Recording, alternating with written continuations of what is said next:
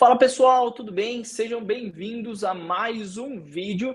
Esse vídeo faz parte de uma nova série onde nós traremos vários conceitos do mercado financeiro em explicações simples e didáticas para servir como seu Wikipédia dos investimentos. E a gente vai começar falando sobre o Dividend Yield. Então eu já aproveito e já deixo o convite para você se inscrever no canal, ativar o sininho e não perder nada. Vamos lá! Antes de a gente falar do dividend yield, vamos entender o que é um dividendo. O dividendo nada mais é do que a distribuição de parte do lucro de uma empresa para os seus acionistas. E por que a empresa faz isso? Geralmente é porque ela não tem outros investimentos, então ela não tem outros destinos para aquele dinheiro. Então a empresa vendeu seu serviço, vendeu seu produto o ano inteiro, no final do ano ela gerou determinado caixa, determinado resultado, e ela entrega parte disso para os investidores. E o dividend yield é bacana porque ele serve como uma métrica de rendimento que você vai ter através dos dividendos quando você compra uma ação. E como que é calculado o dividend yield? A gente tem na parte de cima da equação os dividendos pagos por uma ação. Embaixo a gente tem o valor médio da ação e depois a gente divide por 100. De forma mais prática, vamos a um exemplo. Vou pegar aqui o Banco do Brasil. O Banco do Brasil pagou nos últimos 12 meses R$ 2,01 de dividendo. E aqui vale um disclaimer. No Brasil, a gente tem tanto o pagamento de dividendos quanto o pagamento dos JCP, ou juros sobre capital próprio, que também é uma maneira da empresa remunerar o acionista. O que vai mudar é a forma com que esse dinheiro, com que esse rendimento, ele é tributado. Quando a gente vai calcular o dividend yield, a gente considera essas duas remunerações, o dividendo e o juros sobre capital próprio. Então, nos últimos 12 meses, eu vou deixar um site na descrição para você achar fácil esses dados, a ação do Banco do Brasil pagou R$ 2,00 de dividendos durante o último ano, né? E o preço médio da ação do Banco do Brasil, se você olhar no gráfico, vai ver que ele oscila ali entre 28 e 32, não foge muito disso. Então, se a gente considerar um preço médio de R$ 30,00 por ação, a gente vai ter um dividend yield de 6,7%. Então, você vê como é fácil calcular isso. Você não precisa se preocupar em fazer essa conta, porque existem diversos sites que já te dão isso pronto. E aí você consegue até encontrar qual que é o histórico do dividend yield da empresa que você quer achar, ou do setor que você está estudando, e comparar uma empresa com a outra.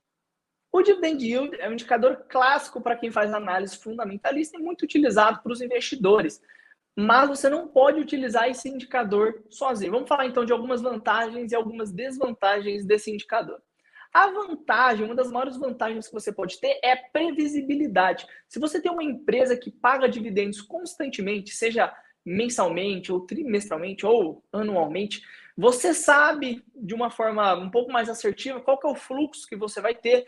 Geralmente, a empresa que paga dividendo, tirando casos específicos, ela só consegue pagar porque ela gera caixa, porque ela tem lucro. Então, isso costuma ser um indicador bacana e um indicador de saúde financeira para aquela empresa. Então, isso vai gerar maior previsibilidade e, para você, investidor, uma renda recorrente. Então, se você busca investir e tem uma renda entrando todos os meses na sua conta para pagar as contas do dia a dia ou para planejar a sua aposentadoria, os dividendos são muito importantes.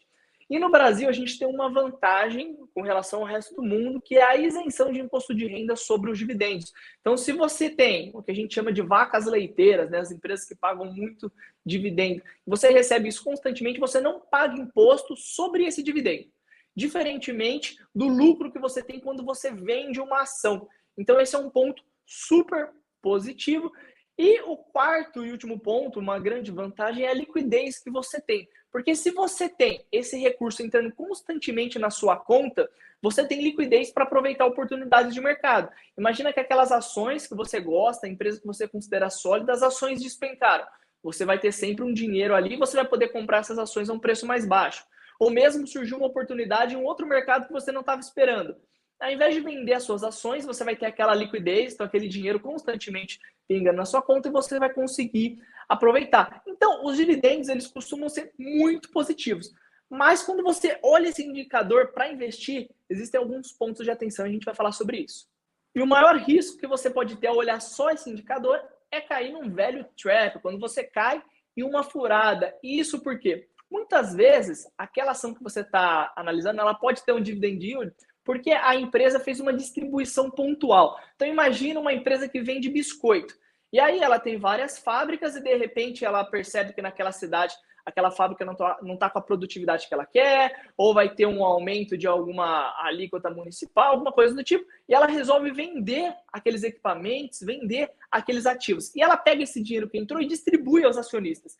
Perceba que essa venda foi algo pontual e não recorrente. Ela não ganha dinheiro vendendo equipamentos, ela ganha dinheiro vendendo biscoito. Aí você vai, olha o indicador, vê que o dividend yield dela foi absurdo, compra aquela ação, mas na verdade ela nem tem o hábito ou a política de pagar dividendos. Então, sempre que existe uma distribuição pontual, isso pode gerar distorção no índice. Então, esse é o primeiro cuidado. Segundo cuidado, o dividend yield ele é calculado como o dividendo pago dividido pelo preço da ação. Então, pode ser que o preço daquela ação esteja caindo muito e, por isso, o dividend yield dela esteja subindo. Isso pode te enganar também, porque a queda daquela ação pode ser o resultado, talvez, da perda de uma vantagem competitiva ou um novo CEO que assumiu aquela companhia, uma nova regulação, um novo concorrente que entrou no mercado. Então, se aquela ação está caindo muito, o dividend yield vai subir, mas não necessariamente isso vai ser bom. E terceiro e grande último ponto, que pode ser uma baita desvantagem. Empresas de crescimento, empresas que estão investindo para conquistar uma fatia maior de market share, para daqui 5, 10 anos serem muito lucrativas, elas costumam pegar todo o lucro que elas têm e reinvestir no seu próprio negócio. Foi assim com a Amazon, foi assim com o Facebook, foi assim com as principais empresas de tecnologia e também de outros setores. Então, quando você olha simplesmente para o dividend yield, você deixa passar essas oportunidades.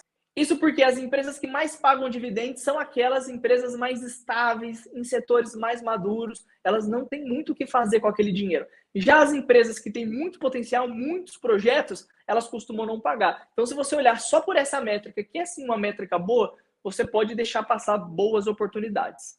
E para terminar, eu quero dar um exemplo de como investidores às vezes são enganados por falta de conhecimento. O Tour 11 é um fundo imobiliário, um fundo de desenvolvimento. Então, esses fundos eles têm um prazo determinado. Eles fazem a captação com os cotistas, eles utilizam um recurso, uma hora eles vão fechar de forma já determinada. E o que aconteceu que esse fundo começou a distribuir, começou a amortizar parte desse capital que eles tinham por causa das vendas que eles fizeram, tudo dentro do programado, né? E o dividend yield dele começou a explodir. Então, tinha mês que o dividend yield estava em 8%. 9%. O que aconteceu? Vários investidores compraram esse fundo imobiliário simplesmente porque o dividend yield tinha subido, sem entender que, na verdade, aquela era uma amortização e uma distribuição e sem imaginar que as cotas do fundo iam cair 90% não, em um único mês. E aí, esses investidores desinformados, preocupados com aquela queda, começaram a vender mais ainda suas cotas, gerando uma pressão de venda que fez com que o fundo caísse ainda mais. E como o mercado de fundos imobiliários é um mercado muito composto por pessoa física, existe geralmente essa falta de informação que chega nos preços, gera distorção. Então, isso foi um caso muito prático de como você não pode olhar só um único indicador sem entender o que aquele fundo, o que aquela empresa faz. Então, pessoal, esse foi o primeiro indicador, o primeiro conceito que a gente está trazendo aqui nessa nova série. E se você tem alguma dúvida ainda, manda nos comentários que eu vou te responder. E quem sabe a gente grava um novo vídeo com esses novos conceitos que vocês querem ver por aqui. Um grande abraço e até mais.